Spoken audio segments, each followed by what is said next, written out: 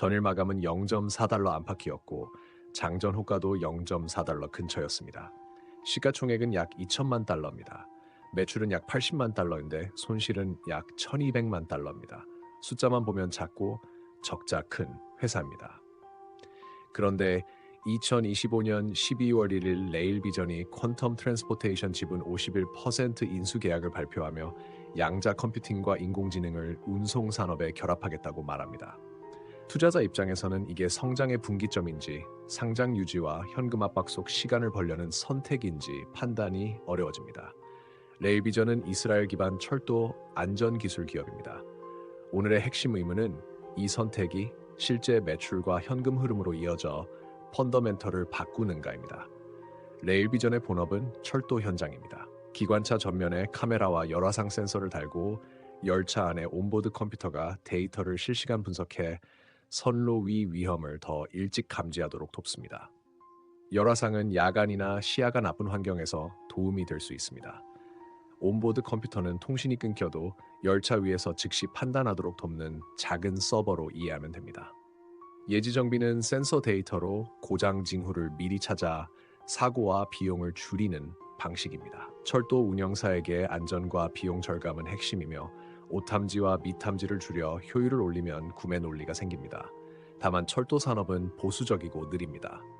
일반적으로 신기술은 먼저 POC, 즉 실증 시험으로 정확도 오탐지와 미탐지, 내구성, 운영 편의성을 검증합니다. 다음은 규정 승인이나 인증입니다. 철도는 안전 규제가 강해 승인 없이 대규모 조달로 이어지기 어렵습니다. 마지막이 물량 구매와 후속 주문입니다.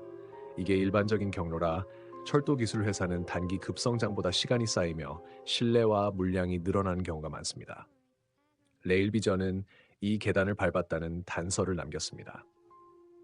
2024년 12월 27일 이스라엘 철도에서 메인라인 제품이 규정 승인을 받았고 약 30만 달러가 즉시 지급된다고 밝혔습니다. 승인과 현금 유입이 연결되면 규제 관문을 실제로 통과했다는 강한 신호가 됩니다.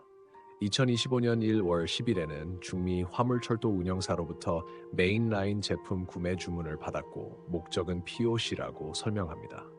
POC는 정석이지만 성공해도 다음 주문서가 없으면 의미가 약해집니다. 결국 투자자는 POC가 아니라 그 다음을 봅니다. 그 다음의 힌트는 2025년 6월 3일입니다. 라틴 아메리카 광산 고객으로부터 약 30만 달러 규모의 후속 주문을 받았다고 발표합니다.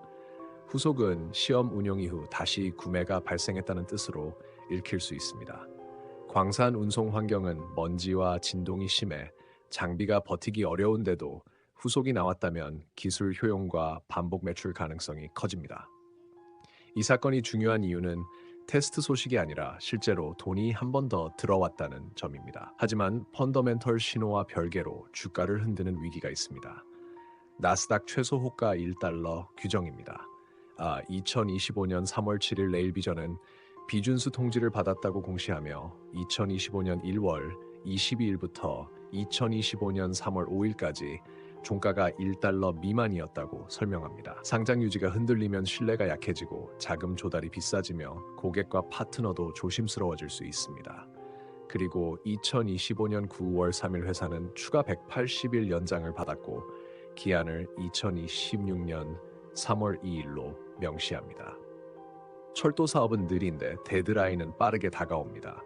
이때부터 투자자는 기술이 아니라 시간을 봅니다. 바로 그 구간에서 레일비전은 2025년 9월 30일 퀀텀 트랜스포테이션 인수 텀시트를 발표했고 2025년 12월 1일에는 51% 인수 계약을 발표합니다. 이 사건이 미스터리인 이유는 일반적인 성장 방식과 달라 보이기 때문입니다. 보통은 본업의 반복 매출이 안정화된 뒤 인접 분야 확장이나 인수로 성장 가속을 시도합니다. 그런데 레일비전은 뿌리가 아직 가늘어 보이는 상태에서 양자 운송이라는 큰 가지를 먼저 올리는 선택처럼 보입니다. 그래서 투자자는 가설을 세울 수밖에 없습니다. 첫 번째 가설은 진짜 시너지입니다. 양자 오류 정정 같은 기술이 데이터 처리와 예측 정확도를 올려 오탐지 비용을 줄이고 예지 정비를 고도화해 고객이 더 큰 돈을 낼 이유가 생긴다는 그림입니다. 이 가설이 맞으면 레일비전은 장비 회사가 아니라 고급 분석 회사로 재평가될 수 있습니다. 두 번째 가설은 스토리 확장입니다. 상장 유지 데드라인과 낮은 주가 속에서 시장 관심과 자본을 끌기 위한 강한 키워드가 필요했을 수 있습니다. 하지만 실적이 따라오지 않으면 기대는 실망으로 바뀝니다.